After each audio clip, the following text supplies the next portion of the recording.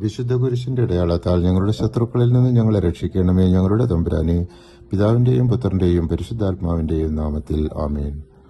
വിശുദ്ധ മാർക്കോസിന്റെ സുവിശേഷം പുതിയ നിയമത്തിലെ ഏറ്റവും ചെറുതും ഭൂരിഭാഗം പണ്ഡിതന്മാരുടെയും നിഗമനത്തിൽ മത്തായി ശ്ലീഹായുടെ സുവിശേഷത്തിനു മുൻപും ആദ്യമായും എഴുതപ്പെട്ട സുവിശേഷവുമാണ്.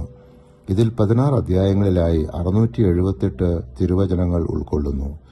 വിശുദ്ധ മാർക്കോസ് യേശുവിന്റെ 12 ശിഷ്യന്മാരിൽ ഒരാളായിരുന്നില്ലെങ്കിലും അദ്ദേഹം അപ്പസ്തോലനായ പത്രോസിന്റെ ശിഷ്യനും സഹപ്രവർത്തകനുമായിരുന്നു.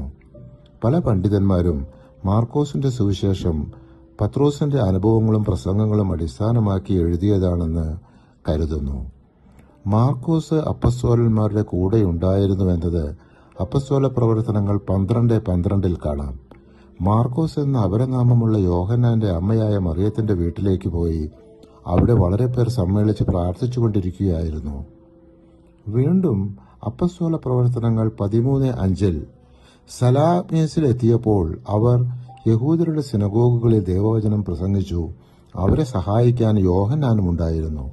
ഈ യോഹന്നാൻ എന്ന അപരനാമമുള്ള മാർക്കോസ് ആയിരുന്നു. പിന്നീട് മാർക്കോസ് പൗലോസിനോടൊപ്പം സേവനം ചെയ്തു എന്ന് കൊളോസ്യർ 4:10 ബർണബാസിന്റെ പിതൃവ്യപുത്രനായ മാർക്കോസ് എന്നും 2 തിമോത്തി 4:11 ലൂക്ക മാത്രമേ എന്നോടുകൂടെയുള്ളൂ, മാർക്കോസിനെ കൂടെ നീ കൂട്ടിക്കൊണ്ടുവരണം, ശുശ്രൂഷയിൽ അവൻ എനിക്ക് വളരെ പ്രയോജനപ്പെടും എന്നും നാം വായിക്കുന്നു. വിശുദ്ധ മാർക്കോസിന്റെ സുവിശേഷത്തിന്റെ പ്രധാന ലക്ഷ്യം യേശുവിനെ ദൈവപുത്രനെന്നും ശക്തനായ രക്ഷകനെന്നും അവതരിപ്പിക്കുക എന്നതായിരുന്നു. ഈ സുവിശേഷത്തിൽ യോഹന്നാൻ സ്നാപകന്റെ ശുശ്രൂഷ, യേശുവിന്റെ സ്നാനം, യേശുവിന്റെ അത്ഭുതങ്ങൾ, അതായത് രോഗശാന്തി, ഭൂതങ്ങളെ പുറത്താക്കൽ, പ്രകൃതി നിയന്ത്രണം എന്നീ വിഷയങ്ങളും, വിത്ത് വിതയ്ക്കുന്നവൻ, കടുകുമണി, മുന്തിരിത്തോട്ടം എന്നീ ഉപമകളും, യേശുവിന്റെ കഷ്ടാനുഭവം, ക്രൂശിക്കൽ, ഉയർത്തെഴുന്നേൽപ്പ് എന്നിവയും വിവരിക്കുന്നു.